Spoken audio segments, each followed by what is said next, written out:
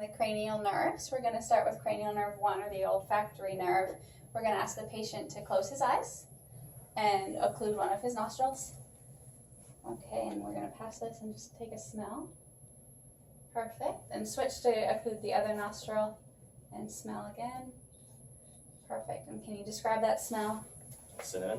Perfect. Was it equal between the two nostrils? Kind of, yeah, I believe so. Okay, perfect. So that's a normal response for cranial nerve 1. Abnormal would involve any asymmetry between the two nostrils. Now we'll go ahead and test cranial nerve 2, first by testing VAs. So if you would cover up your left eye for me. What's the lowest line on that chart you can read? AZNHGO. Perfect, and switch eyes. It's the smallest line you can read there.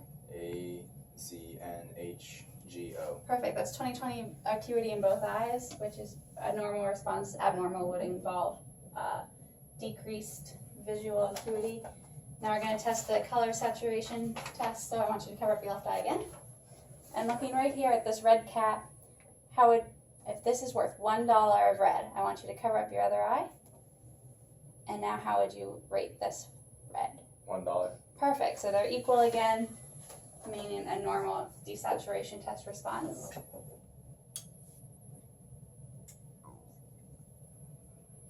No, this is fine. Okay, we're also going to go ahead and look at the actual cranial nerve itself. So I want you to look up towards the ceiling. I'm going to dim these lights down a little bit.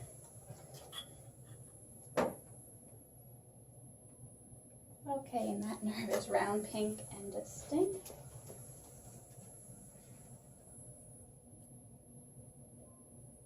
And that one is as well. So those both look healthy. But we're going to do one last test of their function, looking at pupil function. So I'm going to ask you to look way out here at this large,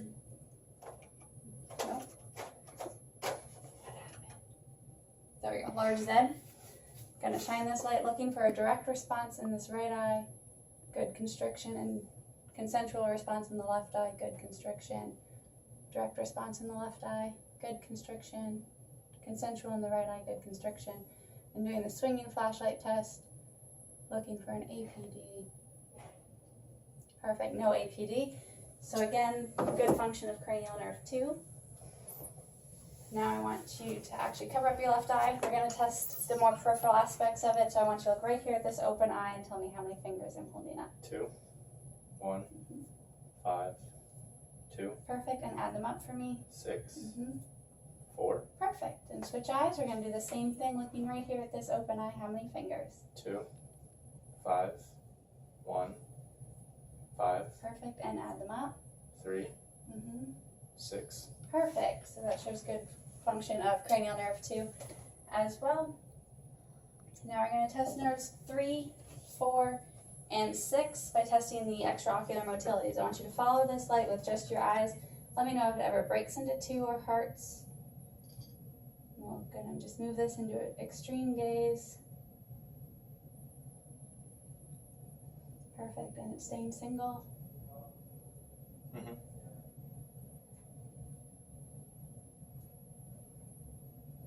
Perfect. So that shows good function of cranial nerves 3, 4, and 6. If there is any abnormal function, we would continue on to do a Parks 3-step here to isolate which nerve it might be affected. Now we're going to go ahead and test cranial nerve 5. Starting with corneal sensitivity, we're going to take a few wisps out of this cotton wool applicator. Now I just want you to look straight ahead at that large Z. And we're just going to test for corneal sensitivity here. Looking for a response. Perfect. And same thing here on this other eye. Keep looking at it that side. I'm looking for a sensitivity response. Perfect. And now we'll have the patient close his eyes to test the occipital, maxillary, and mandibulary branches of the cranial nerve 5, and we're going to test for sensation and see whether he can tell whether I'm hitting him with the dull or sharp end of the safety pin in each of those areas. So just close your eyes. Dull. Sharp. Dull. Perfect. Dull. Dull. Dull. Now sharp. There you go. Beard's in the way. There we go. Perfect. And one last test of cranial nerve 5. I want you to really clench your teeth as hard as you can. And I'm just going to palpate the masseter muscle for symmetry and relax. And good. They are very symmetrical, so that shows good function of cranial nerve 5. We're going to be doing cranial nerve 7 now. So first I want you to close your eyes pretty forcefully, and I'm going to try and pull your eyelids open. So I want you to fight against me. Good, and there's equal resistance on both eyelids. Perfect. Now I want you to smile and frown. We're looking for symmetry between the two sides of the face, and there is. Now I want you to puff your cheeks out. And again, I'm going to try and force the air out, looking for symmetry, equal on both sides, so both facial nerves are working correctly. We're going to be testing cranial nerve 8, the acoustic nerve now. So what I want you to do first is let me know when you can first hear my fingers.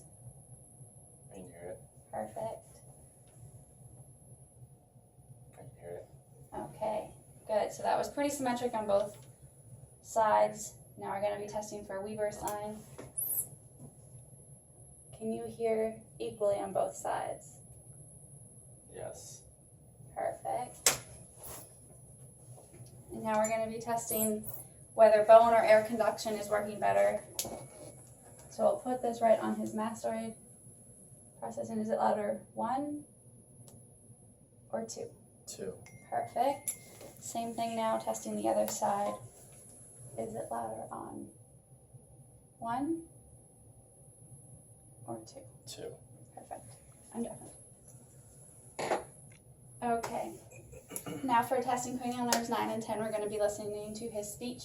So I want you to say all of your vowels out loud. A, E, I, O, U. Perfect. That was good, clear pronunciation and enunciation.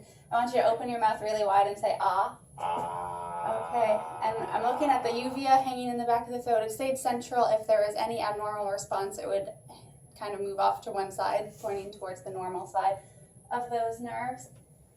And now to test the spinal accessory cranial nerve 11, I want you to shrug your shoulders up while I push down on them. Good, they're nice and equal. Now I want you to turn your head towards the left while I offer resistance. Perfect, and turn your head towards the right. Good, again, equal in both sides there, resistance to my hands. And now for the hyperglossal nerve, I want you to stick your tongue out as far as it can go. Good, it's nice and central. It's not deviating to one side or the other as you would expect in an abnormal response.